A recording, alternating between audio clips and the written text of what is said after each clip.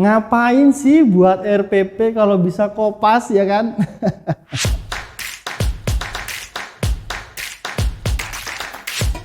Halo semua, saya Indra dari Guru Berilmu, dan dalam video ini kita akan membahas topik yang sangat relevan tentunya bagi para guru di Indonesia. Pernah nggak sih Anda berpikir atau terpikir oleh kita gitu ya, ngapain sih buat RPP capek-capek kalau kita bisa kopas gitu ya?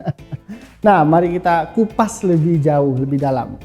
Sebelum kita berbicara lebih jauh, mari kita pahami dulu apa itu RPP atau Rencana Pelaksanaan Pembelajaran.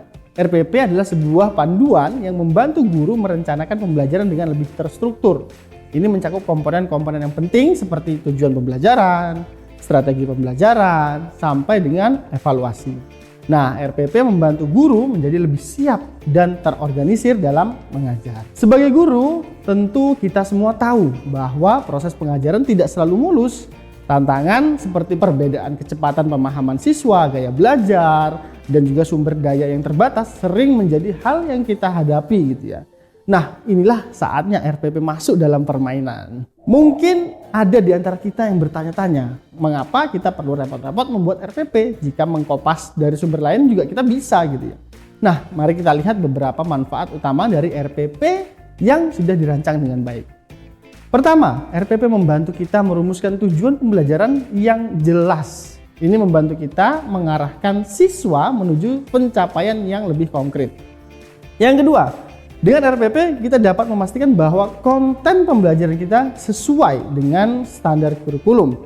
Ini penting untuk membangun dasar pengetahuan yang konsisten di antara siswa-siswa kita. Yang ketiga, RPP membantu kita menyesuaikan strategi pengajaran dengan karakteristik unik dari setiap kelas dan siswa. Ini memungkinkan pembelajaran yang lebih efektif dan personalized.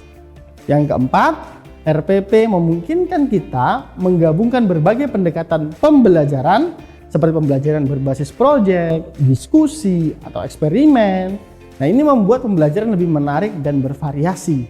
Yang terakhir, RPP membantu kita merencanakan penilaian dengan evaluasi yang tepat.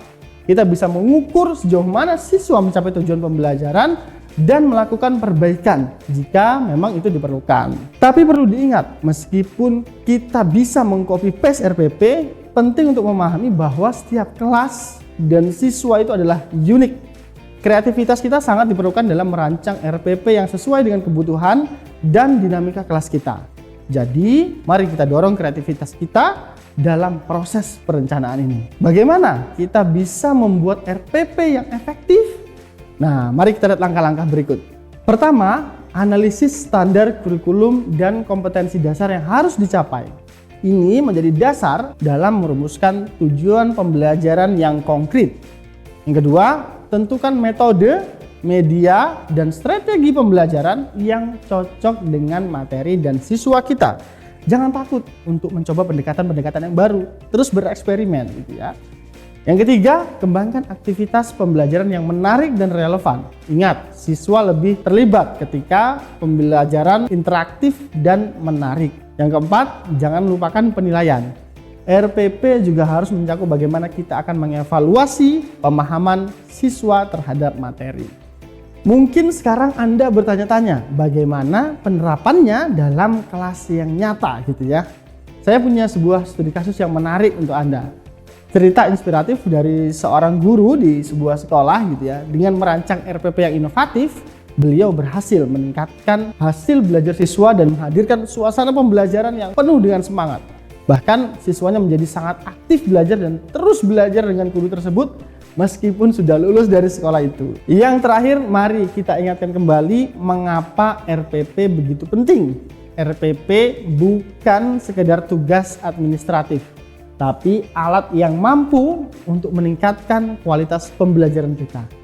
Mari kita tinggalkan kebiasaan copy paste dan berkomitmen untuk merancang RPP yang kreatif dan relevan untuk siswa kita. Terima kasih telah menyaksikan video ini, dan jangan lupa untuk subscribe channel Guru Berilmu untuk mendapatkan lebih banyak konten edukatif, dan berbagi juga video ini kepada rekan-rekan guru yang lain agar kita semua bisa berkontribusi untuk meningkatkan mutu pendidikan di Indonesia tentunya. Sampai bertemu di video selanjutnya. Salam pendidikan.